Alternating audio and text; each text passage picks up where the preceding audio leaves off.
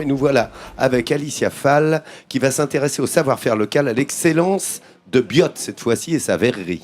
Oui, la verrerie, tu sais, le verre est une tradition en Provence depuis des siècles. Et à Biot, ça a commencé en 1956, où cette verrerie a tout simplement, par erreur, fait d'un défaut une qualité en faisant le verre bullé. C'est vraiment absolument génial. Et je vous propose, comme je l'ai dit, d'aller en direction de Biot. Alors la famille, alors c'est un petit peu compliqué, les Czasinski a repris le flambeau des traditions de verre bullé en 1973. L'âme des verres de Biot repose dans ces bulles. Chaque verre est unique, tout comme ce reportage qui va suivre. Oh.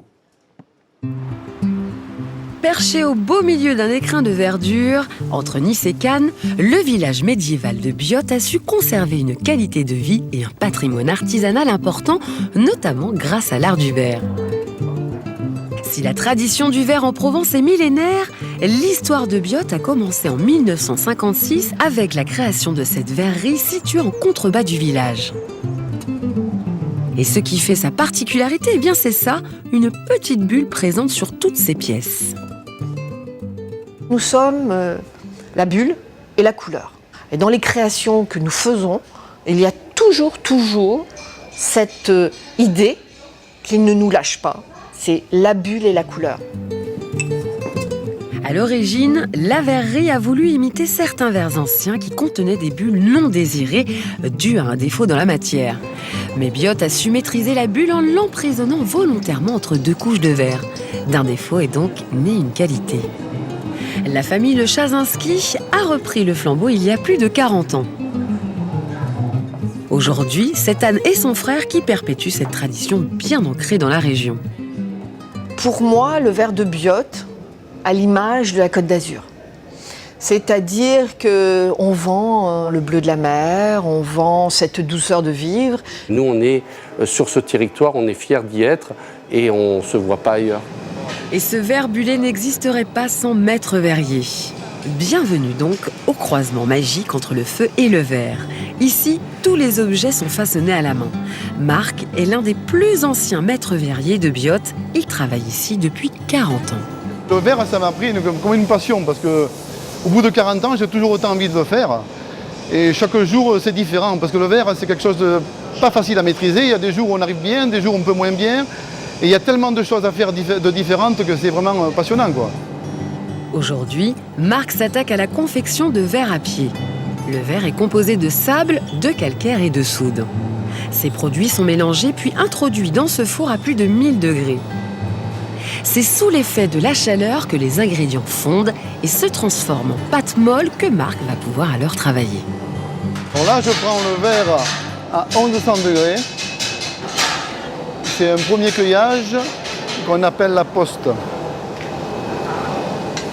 Marc a cueilli le verre, il va maintenant pouvoir le marbrer, c'est-à-dire bien placer la matière dans le prolongement de la canne. Vient alors le premier soufflage. J'envoie de l'air, je bouge avec mon pouce et l'air il remonte tout le long de la canne. Des gestes délicats et précis. Maintenant, Marc passe à l'étape cruciale, la création des fameuses bulles, la signature des pièces de la verrerie de Biot. Mais comment obtient-on ces bulles à l'intérieur du verre ? C'est tout simplement dû à une réaction chimique. C'est du gaz carbonique pris entre deux couches de verre. Entre deux passages au four, le verre est parsemé de cette poudre. C'est du carbonate de soude. Après avoir projeté cette poussière magique sur la poste, Marc la remet dans le four afin de la recouvrir d'une seconde couche de verre. Les petites bulles d'air sont maintenant prisonnières dans une grande bulle de verre. Marc commence à lui donner une forme grâce à cet instrument, une maillotche en bois. C'est une première ébauche parce que le verre, on ne peut pas le souffler de suite à 1100 degrés. On est obligé d'attendre une certaine température. On commence à le travailler environ, à le souffler à 800 degrés. Voilà, maintenant il est à température et je vais pouvoir le souffler. Et c'est là toute la magie de cet artisanat, lorsque les bulles commencent vraiment à apparaître. Marc s'attaque maintenant à une partie délicate du verre. Il s'agit de la jambe, c'est-à-dire la tige entre le haut du verre et le pied. Après avoir réalisé cette dernière, Marc prend alors du verre fondu pour former le pied, puis pour le façonner. Et le verre à pied commence à bien se dessiner. Encore une chose, une étape délicate. Quand on fait des verres à pied, c'est un peu difficile parce qu'il faut tout le temps chauffer le pied parce qu'il risque de casser. C'est la partie la plus fragile de la pièce. Mais si on chauffe trop en avant, ça va le déformer. Donc c'est un peu le métier. C'est sûr qu'au bout de 40 ans, on y arrive un petit peu. Il lui faudra alors ouvrir le verre à pied, c'est-à-dire qu'il lui donne sa forme finale. Ça y est, Marc a terminé son verre. Il le place alors dans l'arche de recuisson 6 heures à 500 degrés. Ces pièces uniques demandent un savoir-faire et une maîtrise exceptionnelle. Et pour transmettre cette passion au plus grand nombre, l'atelier des verriers est ouvert au public. Voir ces gens qui sont toujours là en train de toujours créer des modèles uniques, tous différents, chaque pièce est différente, c'est beau. C'est un métier qui me plaît beaucoup. Ouais.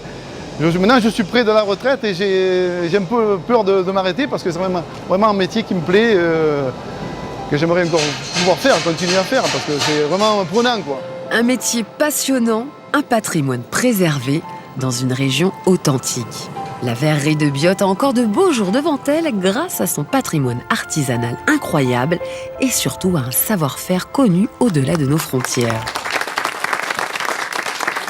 Alors tu vois, moi c'est ça que je trouve génial avec cette histoire de la verrerie de Biot, c'est qu'au départ, elle a voulu tout simplement imiter les verres anciens pour fabriquer ces verres à bulles. Donc ce que je trouve adorable et ce que je trouve intelligent, c'est que d'un défaut finalement on en fait une qualité, et puis l'homme n'est pas parfait, et voilà comment on peut faire de très belles choses. Alors on va voir quelques petites images, parce qu'en 2013 ils ont eu une idée absolument révolutionnaire en créant un verre phosphorescent, en créant donc des objets de décoration, et vous allez le voir dans quelques instants sur les images, dès qu'il va s'allumer, on voit le côté phosphorescent ressortir, et ça c'est vraiment révolutionnaire, et c'est surtout une première mondiale. Fallait y penser quand même. On voit comme ça, on se dit oh bah oui, mais finalement ce sont les premiers à avoir créé les verres phosphorescents. Alors on va pouvoir dîner aux chandelles, faire nos petits dîner aux chandelles avec ces verres phosphorescents. Pour moi c'est une idée vraiment extraordinaire. Alors forcément j'ai toujours sur le plateau quelques petits objets, histoire de vous montrer un petit peu en vrai ce que ça donne. Et ta magnifique robe à bulles, hein, ta robe à bulles, ta robe Biot.